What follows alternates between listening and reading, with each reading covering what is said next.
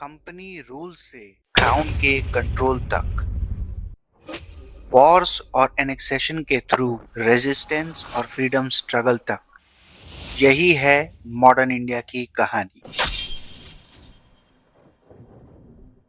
नमस्कार, स्वागत है आप सभी का भारत तरंगिणी में। पिछले वीडियो में हमने 1773 से लेकर 1853 तक के एक्ट्स को कवर कर लिया था। आज हम ब्रिटिश के द्वारा लाए गए रेवेन्यू सेटलमेंट यानी कि माल गुजारी बंदोबस्तों को पढ़ेंगे पीटी के पर्सपेक्टिव से। इंपॉर्टेंट पॉइंट्स स्लाइड में आप सभी को मिल जाएंगे। इसके साथ साथ लेक्चर को ध्यान से सुने और नोट डाउन करते हुए चलें। बक्सर के युद्ध के बाद से कंपनी को जब दीवानी राइट्स मिला, तब से कंपनी के प्रशासन की प्रमुख चिंता थी कि कैसे अधिक से अधिक माल गुजारी यानी कि लैंड रेवेन्यू वसूला जाए, और इसी सोच में आगे बढ़ते हुए वसूली के अनेक प्रयोग किए गए। सबसे पहले आता है वॉरेन हेस्टिंग का फार्मिंग सिस्टम, जिसे उन्होंने 1772 में इंट्रोड्यूस किया और जिसका मेन मोटिव था माल गुजारी प्रशासन से भारतीयों को मुक्त करना और अंग्रेजों को प्रांत के संसाधनों का एकमात्र नियंत्रक बना देना। यूरोपियन डिस्ट्रिक्ट कलेक्टर्स को इंचार्ज बनाया गया रेवेन्यू कलेक्शन के लिए, और रेवेन्यू कलेक्टिंग राइट यानी कि वसूलने का जो अधिकार था वो सबसे बड़ी बोली लगाने वाले को दिया जाने लगा। पर कुछ समय बाद ही यह व्यवस्था फेल हो जाती है, क्योंकि यह खेतीहर आबादी यानी कि एग्रीकल्चरल पॉपुलेशन के तबाही का कारण बन जाता है। 1784 में लॉर्ड कॉर्नवालिस को राजस्व प्रशासन को चुस्त और दुरुस्त बनाने के आदेश से भारत भेजा जाता है।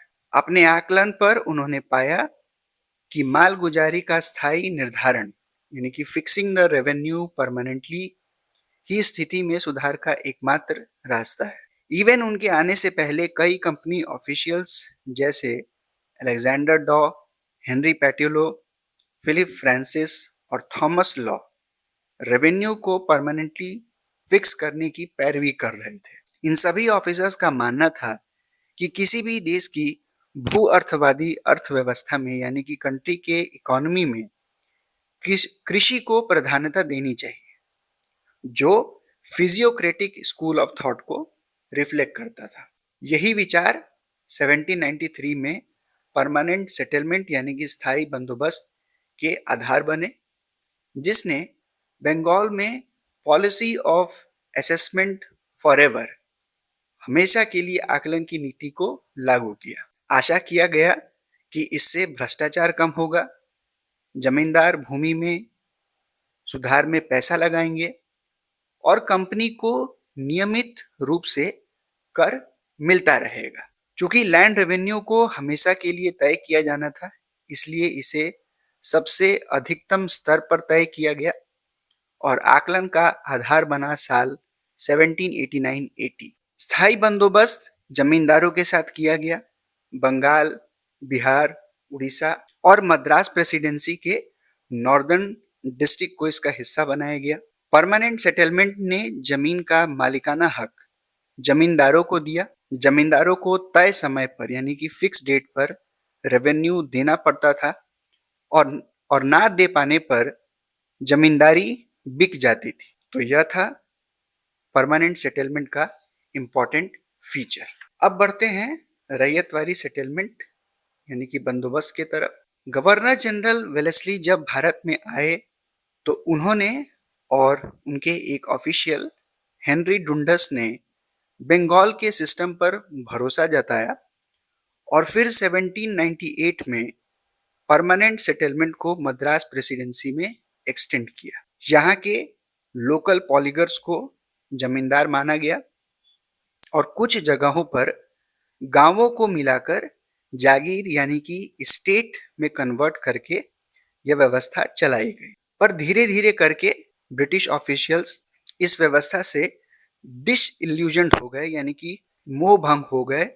उन्हें इसके ऊपर से इंटरेस्ट खत्म हो गया, इसके फिजिबिलिटी और इसके यूज के ऊपर वो क्वेश्चन करने लगे, जिसका सबसे बड़ा कारण था कि इससे सरकार के आय में कोई इंक्रीमेंट नहीं हो रहा था। कुछ ऑफिशियल्स जैसे थॉमस मुनरो और मॉन्स्टुअर्ट एल्फिंस्टोन ने कंपनी के राजस्व प्रशासन को बदलने की पहल की। ये सभी ऑफिसर्स डेविड रिकार्डो के थ्योरी ऑफ रेंट यानी कि लगान के सिद्धांत से प्रभावित थे, जिसमें जमींदारों या उनके जैसे बिचौलिए यानी कि इंटरमीडियरीज को हटाने का चलन था। इन्हीं सब विचारों से रैयतवाड़ी सेटलमेंट को लागू होने पर बल मिला।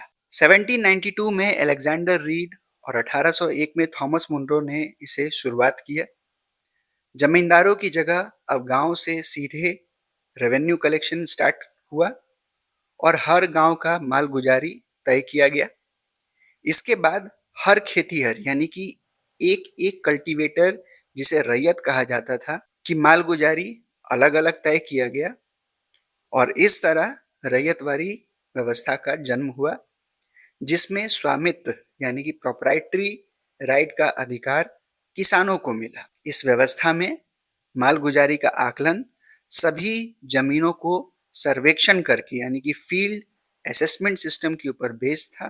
फिर सरकार और खेतीहर के बीच सालाना समझौता होता था, पर असेसमेंट थ्योरी सिर्फ थ्योरी में यानी कि कागज में होता था। प्रैक्टिकली यह सब कुछ गेस वर्क पर, अनुमानों पर आधारित किया जाता था, जो गांव के कागजात के आधार पर मनमाने ढंग से तय किया जाता था। इसलिए इसे फुटकट सिस्टम के नाम से भी जाना जाता है, जिसमें एक रैयत की मालगुजारी हर खेत पर अलग अलग नहीं बल्कि उसके सभी खेतों के आधार पर तय किया जाता था। आगे चलकर इस व्यवस्था में कई बदलाव हुए, जिसके अंतर्गत मालगुजारी का दर जमीन के पैदावार के मूल्य का आधा होगा और बंदोबस्त 30 साल के लिए होगा, यह फिक्स किया गया। इस व्यवस्था को मद्रास प्रेसिडेंसी के अन्य हिस्सों बॉम्बे, गुजरात, सिंध, असम और कुर्ग में लागू किया गया। महलबारी सेटलमेंट को नॉर्थ वेस्टर्न इंडिया, जिसमें पंजाब, गंगा यमुना द्वीप के क्षेत्र, हिमालयन फुटहिल्स के क्षेत्र और सेंट्रल इंडिया में लागू किया गया। बंगाल के मॉडल को ध्यान में रखकर अंग्रेजों ने आरंभ में तालुकदारों से मालगुजारी वसूलना प्रारंभ किया, जो यहाँ पर लैंडेड मैग्नेट्स थे, यहाँ के विलेज इलीट थे।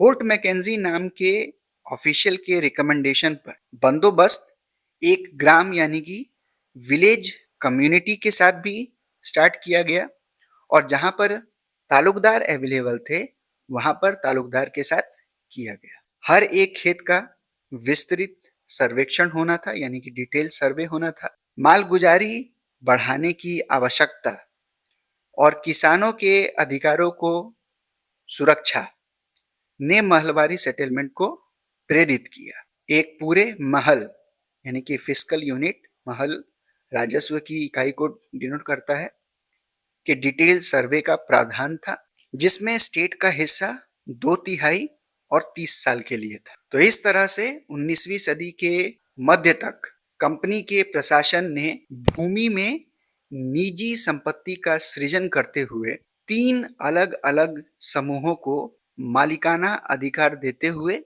मालगुजारी प्रशासन की 3 व्यवस्थाओं को जन्म दिया। जमींदारों के साथ परमानेंट सेटलमेंट, किसानों के साथ रैयतवाड़ी सेटलमेंट और ग्राम समुदाय के साथ महलवारी सेटलमेंट। इन सभी बंदोबस्तों की एक साझा विशेषता थी अति आकलन यानी कि ओवर असेसमेंट, जिसका परिणाम था बकाया, बढ़ते कर्ज, जमीन की बढ़ती बिक्री और बेदखली। इन परिवर्तनों और इनसे उत्पन्न शिकायतों का रिफ्लेक्शन हमें आगे चलकर अग्रेरियन डिस्टर्बेंसेस में देखने को मिलता है, जो ब्रिटिश राज की पहली सदी की विशेषता थी। तो यह था आज का लेक्चर।